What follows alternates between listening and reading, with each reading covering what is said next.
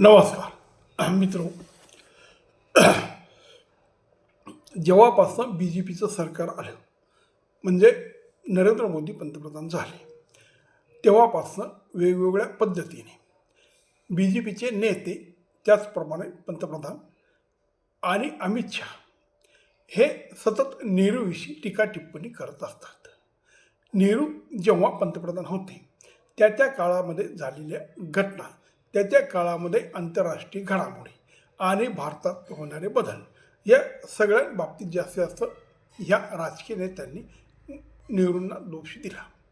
भारत जेव्हा स्वतंत्र झाला त्या दरम्यान जो जम्मू काश्मीरचा भाग होता तो आजच्या POK हा तेव्हाच्या पाकिस्तान सरकारने कबिलाई लोकांना आणि आतून त्यांच्या मिलिटरीला पाठवून तो तोडण्याचा प्रयत्न केला आणि त्याचा एक लष्कर तोडला.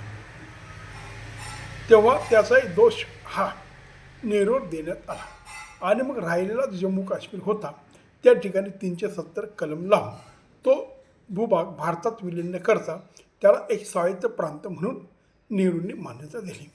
हे सगळं जे घडलं त्या बाबतीत आणि असे अनेक वेगवेगळे विषय आहेत, त्या प्रत्येक बाबतीत नेहरूंना दोष देण्यात आला.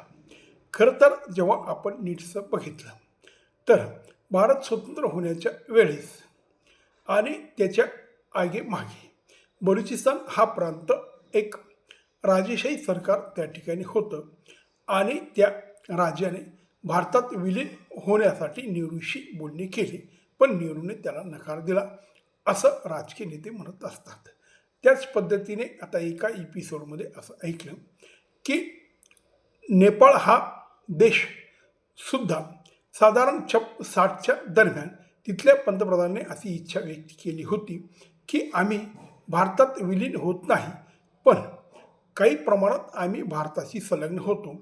म्हणजे जे परराष्ट्र धोरण, अर्थकारण आणि संरक्षण ही खाती भारताने घ्यावी आणि बाकीचा कारभार नेपाळच्या लोकांनी करावा, अशा पद्धतीने बोलणी करावी अशी त्यांची इच्छा होती आणि त्या ठिकाणी सुद्धा नेहरूंनी नकार दिला अशी एक चर्चा आहे.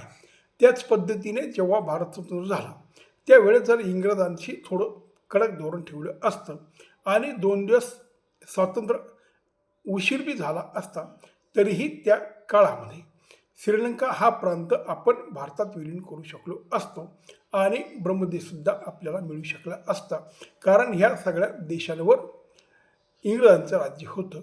तसंच हजारो वर्षाची संस्कृती होती, जे हिंदू कल्चर होतं ते ब्रह्मदेशात बी बऱ्या प्रमाणे होतं आणि श्रीलंकेत ते पूर्णपणे होतं. मग हे प्रांत तेव्हा आपण का घेतले नाही या बाबतीमध्ये काही पॉडकास्टमध्ये, काही पत्रकार चर्चामध्ये सतत येत असतात आणि राजकीय नेते विशेष BJPचे नेहरूंना या सगळ्या त्यांच्या नीतीबद्दल सतत दोष देत असतात. तेव्हा मित्रो, मग जर आपण नीटसं बघितलं हे कितपत खरं आहे, खरोखर नेहरूने असं केलं का आणि केलं असं तर ते का करण्यात आलं. इतिहास असं म्हणतो की बलुचिस्तानच्या राजाने भारतात विलीन होण्याची तयारी दाखवली होती आणि हे इतिहासात नोंद आहे. म्हणजे बलुचिस्तान जी घटना आहे ती खरी आहे आणि नेपाळ जरी पूर्णपणे भारतात विलीन व्हायला तयार नव्हता तरी काही प्रमाणातसुद्धा तोही तयारी धरत होता असं म्हणावं लागेल. आणि मग जे मध्यंतरी सिक्कीम भारताचा भाग झाला, भूतानसुद्धा त्या वेळेस जर आपण थोडंसं सबुरीने घेतलं असतं आणि काही कडक धोरणं राबवली असती तर भूतानसुद्धा तेव्हा भारतात विलीन झाला असता, असं राजकीय नेत्यांचं आणि जे इतिहासाचे अभ्यासक आहे, ज्यांची अर्थनीतीविषयी पकड आहे आणि परराष्ट्र धोरण ज्यांना चांगल्यापणे कळतं, ह्या लोका सगळ्यांचं म्हणणं होतं. मग नेहरू इथं नेमके काय चुकले? कारण मित्रो, जर नेहरूंना असं वाटलं असेल आणि त्यांनी ते काही ठिकाणी बोलून दाखवलं की आमच्या देशामध्ये एवढ्या समस्या आहेत, हा फार मोठा विस्तृत देश आहे, या देशामध्ये अनेक धर्म, जाती, प्रथा, परंपरा आहेत, यांना सांभाळता नाकी नेऊ येईल तेव्हा अजून लोणनं कुठं गळ्यात अटकून घ्यायचं, म्हणून त्यांनी नेपाळ, श्रीलंका, ब्रह्मदेश आणि बलुचिस्तान या सगळ्या प्रांतांना लांब ठेवण्याचा प्रयत्न केला असं एक मत व्यक्त करण्यात येतं. पण तसं असेल तर मग असं म्हणावं लागेल की नेहरूमध्ये कूटनीती, नेहरूमध्ये हिंमत, नेहरूमध्ये हिंदू धर्माशी आस्था ह्या सगळ्या गोष्टी कमी प्रमाणात होत्या असं म्हणावं लागेल.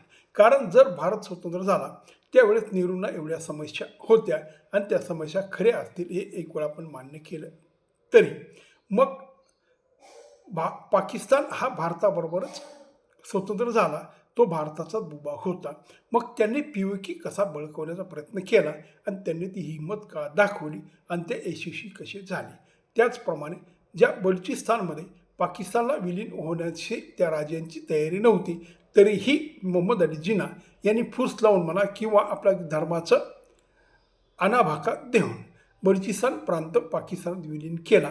आणि मग जर बलुचिस्तान मुस्लिम देश होता आणि भारत हिंदू होता तरी बलुची लोक भारतात विलीन व्हायला तेव्हा तयार होते. मग आपण तिथं कच खाल्ली का, तिथं नेहरू कमी पडले का असाही प्रश्न येतो. त्याच पद्धतीने नेपाळ हिंदू राष्ट्र असून हिंदू धर्माचं प्राबल्य तिथं असताना सुद्धा आणि त्या ठिकाणी पशुपतनाथ मंदिर जे समग्र हिंदूंचं पूजास्थळ आहे हे सगळं असून बी आपण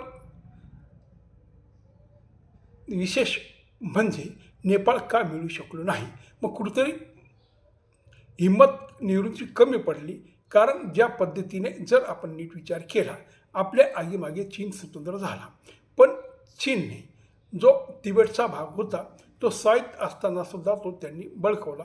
त्याचप्रमाणे जे रशियाचा काही भाग होता तो सुद्धा त्यांनी त्या काळात घेतला आणि मंगोलियाचा जो इनर मंगोलिया आहे हा मंगोलियाचा प्रांत होता तोही त्यांनी घेतला. मग हे सगळे मोठमोठे प्रांत जर त्या काळामध्ये भारत आणि चीन जवळजवळ पुढे मागे 1-2 वर्षाचं अंतर होतं, स्वातंत्र्य झाले होते, तोही देश नवी होता, त्या देशात अनेक समस्या होत्या. जी नेहरूची विचारसरणी होती तशी विचारसरणी जर समजा पाकिस्तान आणि चीनने बाळगली असती तर मग त्यांनी हे प्रांत त्यांना घेता आले नसते. पण ते चीनने घेतले आणि पाकिस्तानने घेतले. याचा अर्थ असा होतो की नेहरू खरोखर कमी पडले आणि नेहरूवर जी आज मोठ्या प्रमाणात टीका करण्यात आलेली आहे ती फारशी चुकी नाही. त्यांच्याकडे समस्या असतील, त्यांना अनेक अनंत अडचणींना सामोरं जावं लागलं असेल, नाही असं नाही. पण मित्र हे सगळे घडूनसुद्धा देश मोठा होत असेल, देश समृद्ध होत असेल, देशाचा विस्तार होत असेल तर कुठल्याही राजनेत्याचं ते काम असतं की त्याने हे काम करावं, पण ते नेहरूंनी केलं नाही. नमस्कार.